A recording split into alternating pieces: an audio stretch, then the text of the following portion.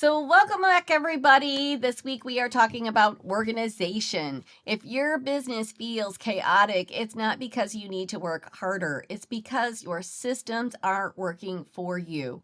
Missed emails, scattered ideas, constant firefighting, that's not entrepreneurship, that's disorganization.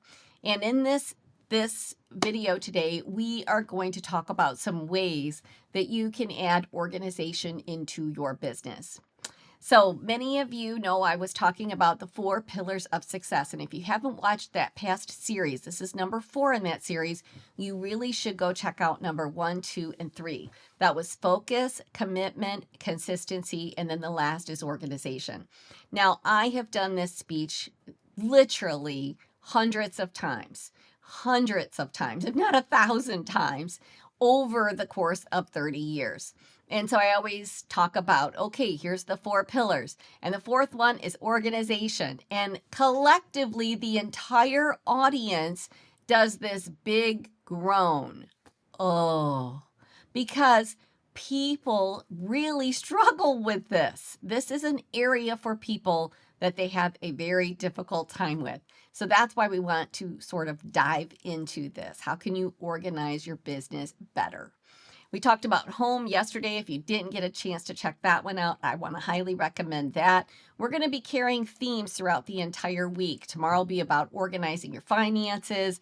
Thursday, we're going to talk about some organizational tips. And then on Friday, we'll talk about your health and wellness journey and organizing your meals. So I think it's going to be really good to take a topic and really see how that topic plays out in all areas of your life.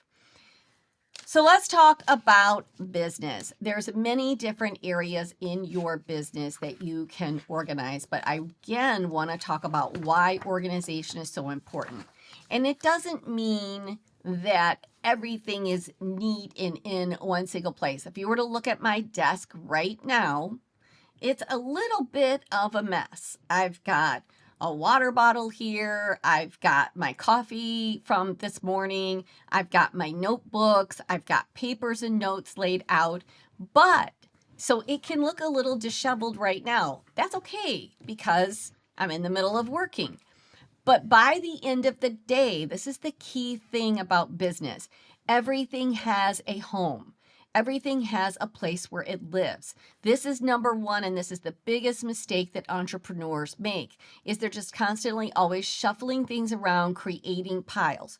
So then when you go to find a lead, when you go to find a phone number, when you go to look for an email address, things are not organized in a way that is easy for you to locate. And so you will spend 45 minutes hunting for that one phone number that will take you literally about 2 minutes to make. That is the honest to goodness truth. When I teach people about 4 income producing activities, select your 4 strongest income producing activities and give each one of those a minimum of 15 minutes in a day, no matter what. People say that's really hard to do. But if you had a place for your leads to live, if you were spending 15 minutes on calling back leads, so say you're in a sales position, then you would have this ongoing list. And every time you got a new lead, you would put that in that list. You would have it in a place where you could grab that quickly. And there are different kinds of folders that I want to talk about as well. I like having real folders, but I also have desktop folders. So when I say folders, you're probably going to have both. You should have folders on your desktop so that it is not overwhelming for you to go and try to find something when you are hunting for an email. Put them into categories that you can then go back to that file folder if it's in a particular subject and you can find that email or that lead quickly. I like actual real folders and notebooks. So one of the things that I like to do, this is one of my organization hacks, is I have things color coded. I also have different notebooks. I like to take real notes. I don't take them electronically. I love having real notes. I love the art of writing. That is me. There's plenty enough other people just like that. But there's other people that have digital notebooks where they take notes. and that's fine too. But here's the deal. This is where it becomes hard. So each year I get myself new notebooks and they are color coded. So I will pick a different colored notebook for a particular subject. So like for my health and wellness journey, I have a purple notebook. And so all of my things, because that's one of my absolute favorite colors, right? So that is all those notes are going in there. And then if I need to find like, oh, I just watched that webinar and that was on health and wellness, then I'm not hunting through, where did I write that? What notebook is that in?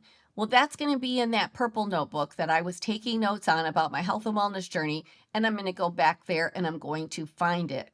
As you are taking notes, if you take a webinar, free webinar, course, whatever the case is, if you are watching something online that's interesting to you, date it. That's always a good thing because you can usually remember roughly the time frame in which that was. And if you date it, then you'll be able to go back. Even if it's a YouTube program that you watched, you will be able to go back on that date and you will be able to find exactly if there's something you're looking for.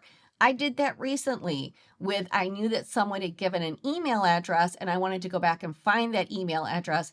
And so I knew roughly what date that I did that on because I had my notes and I was able to go back, find that video, find the email address pretty quickly because of writing the date down of when I heard that. So that's one way to organize yourself, to go back and find things. If I'm taking notes on business, I have that in a different notebook. All of my podcast work that I have, in leads that I have in a different notebook. One of the things that I like to do is create like a fun, I'll take a sheet of paper and create a fun graphic and I'll just put that on the front of that folder if I want to, because then that way it's easy to find, not folder, but notebook. Now, when I do consulting with companies, especially if I'm working with multiple companies at one time, each company is assigned a color. And this is for me in my brain. So each company is assigned a color.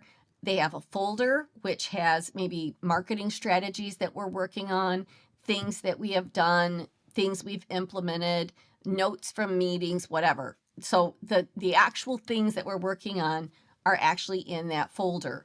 So if they call and say, hey, what was that marketing strategy? Or if I'm training to a sales field and I want to speak to a specific marketing strategy that we've implemented or a sale that we've implemented, I am able to go to that folder and that sale is in there. And so my information is in there that I can then train effectively on without saying, I don't remember the date on that, trying to find an email. When did we discuss that?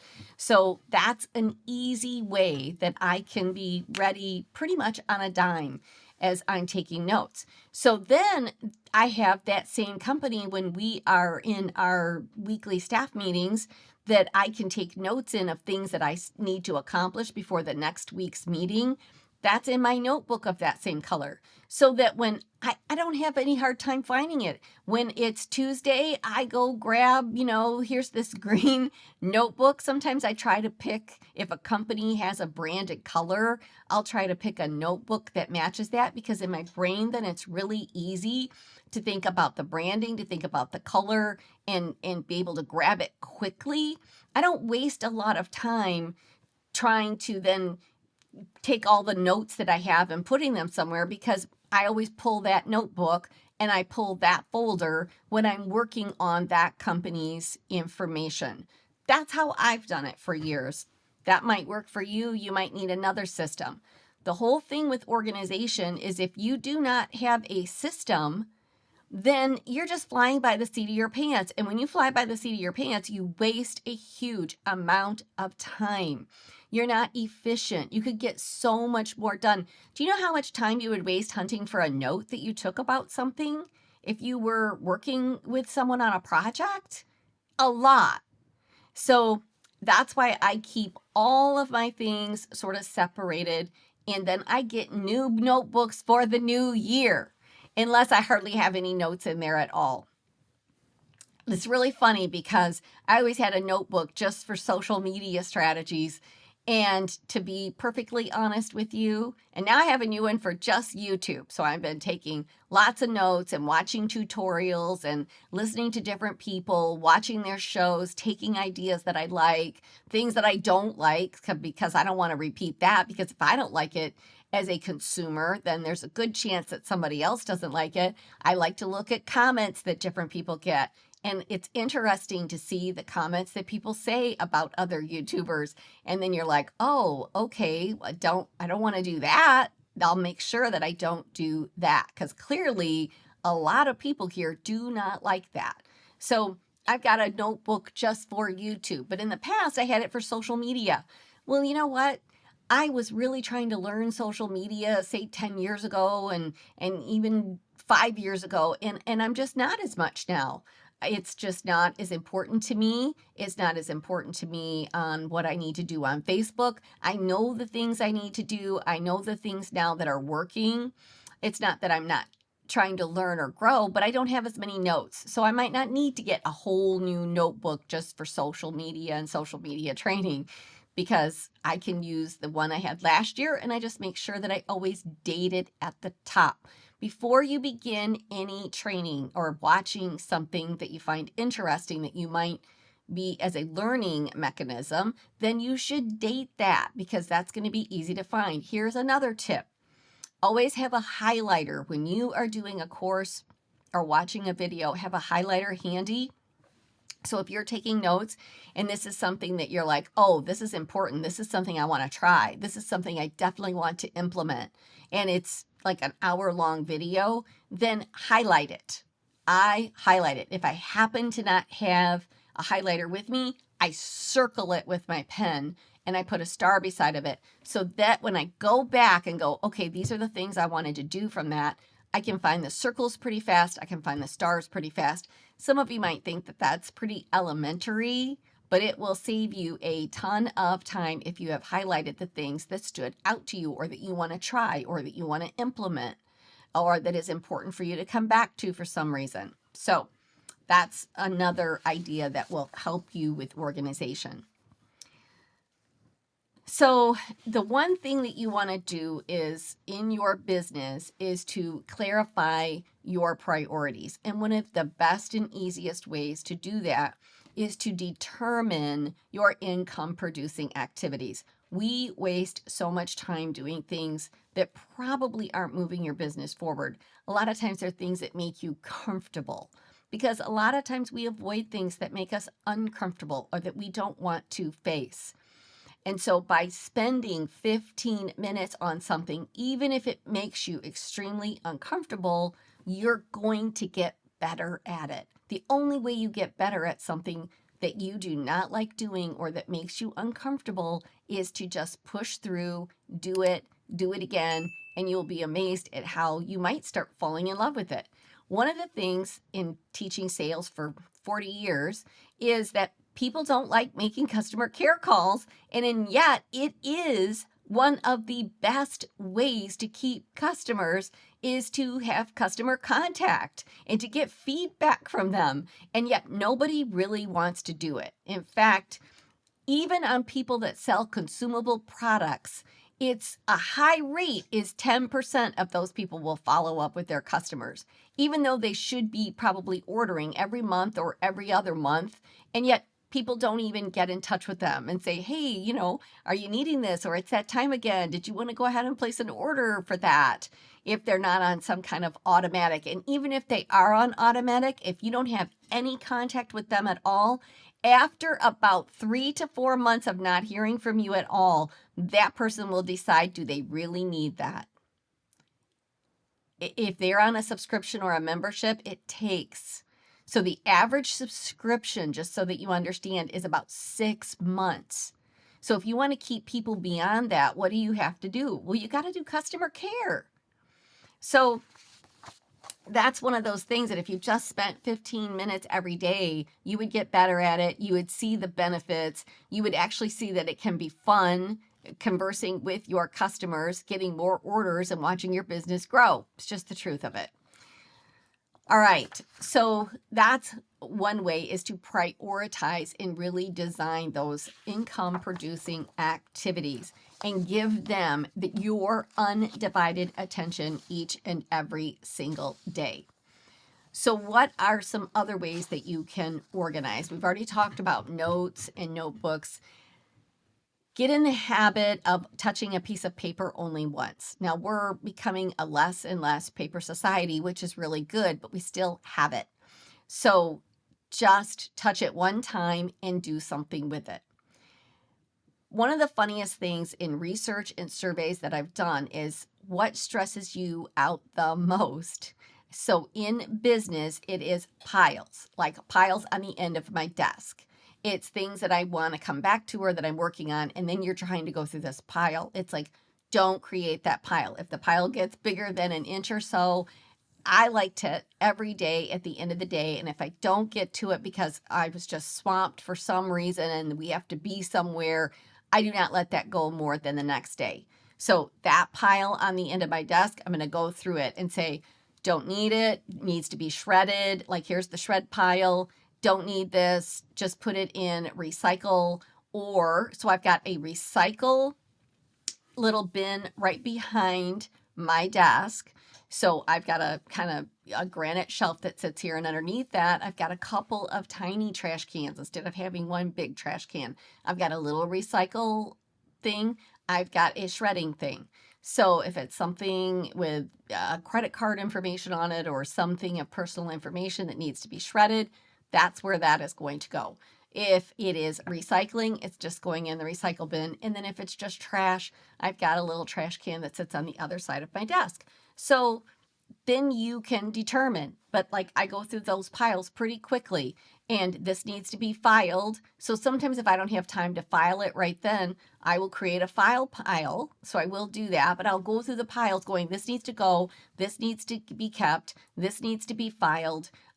This goes right here. So I've got my main folders of like my company information on things and projects I'm working on right now.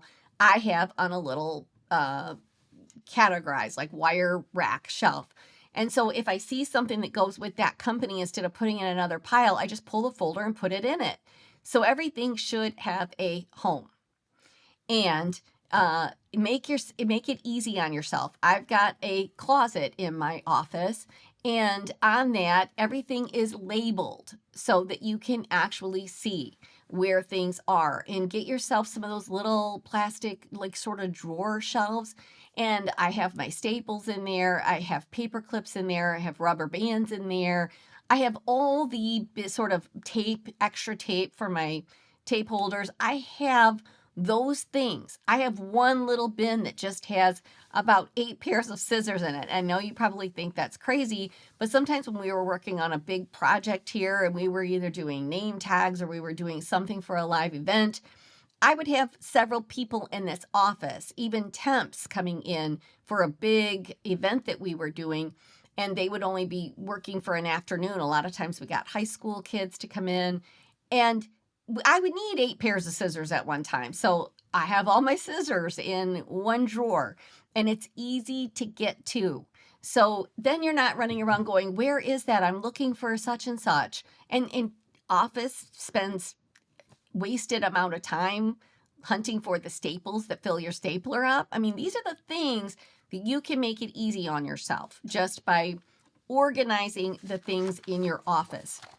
On my bookshelves for my business books, I used to have everything by author because that seemed like a good way to sort of alphabetize them on my shelf. But I would never remember the author. I would remember the title of the book or what the book was about, but I wouldn't always necessarily remember the author. Sometimes it's vice versa because I either knew the author, but then I just have to look up the author and the name of the book. But most of the time you remember what the book was about or kind of what the title was.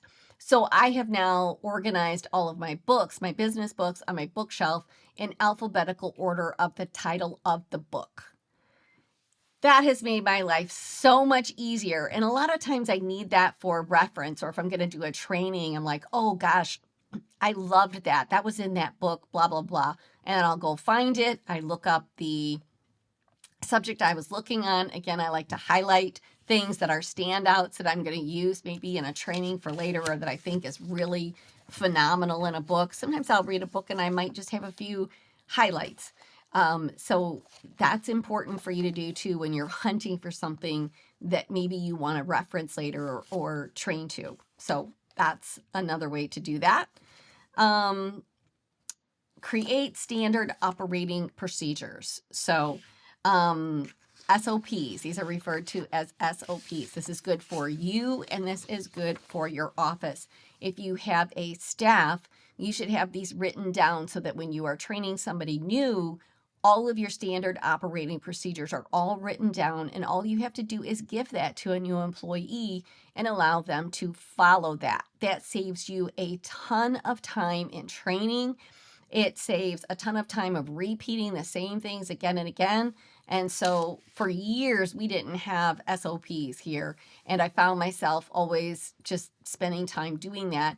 And to be perfectly honest with you, I had the same employees for such a long time. But when we started getting virtual assistants and such, there was a bigger turn around with those individuals. And consequently, I was always having to have somebody on my staff train that individual. And now I'm just like, here's the SOP. Even here for customer service, here's frequently asked questions. Here's the answer that you can cut and paste and put in there or tweak for yourself. That just saves everybody so much time, and it saves you so much money. So that's another way that you can be more organized in your office. These are just my own little quirks, and this is the last one that I'm going to share with this is I like to organize my schedule. It takes away decision fatigue. I've talked a little bit about this already in time scheduling and time batching, time blocking and time batching. Those are two different strategies, and they work really, really well. But here is the thing. I like to schedule things and organize my week based on the day. And you can even split that into morning, afternoon. So Mondays, I know that this is what I do. Tuesdays, this is what I like to do. I like to have a routine. So what does a routine do? It organizes your time. It organizes your brain, because as your brain gets to know, like, okay, it's Monday, I know I'm going to be doing this. So like for me, I would always have a company on one day of the week. And so if it was Monday, I know I was working with this company. I would usually have my call with them. I would have my notes with them on the afternoon. I would have my calls in the morning. And then in the afternoon, I would work on whatever task I was supposed to work on. If it took me more than one day to get a project done, I would continue to try to do that throughout that week so that by the time the next week rolled around, I had it done. Tuesday was always my podcast day. I did all of my podcast interviews in one day. I could review those in the morning. I could get ready for the interviews in the afternoon, and they were done. So, like, if your brain already knows what to expect when your feet hit the ground, and then you can organize the work that you need to do based on what's going on that day, this removes wasted time. It removes decision fatigue. It allows you to not have to figure out what to do, because for the most part, you already know what you're doing. And there isn't a lot of wasted downtime. And really, you'll be so much happier because your brain isn't going to be feeling overwhelmed. So why does your brain feel overwhelmed? There's kind of too much going on with it at the same time, right? And so you organize your brain. And a great way to do that is through certain days of the week that you do certain things. It's through routine, it's through habits. So, like, every morning, do you have a routine? Every evening, do you have a routine before the end of the day closes out? And then, do you have days that you work on specific projects, subjects, income producing activities? Like, what is it that you do? So, these are just some really simple tips that can help you organize your office a little bit better, and that can help you organize yourself a little bit better so that you can show up and be the best version of you. And if you haven't tried your 4 income producing activities, giving them 15 minutes of your undivided attention, I cannot express enough how this system works.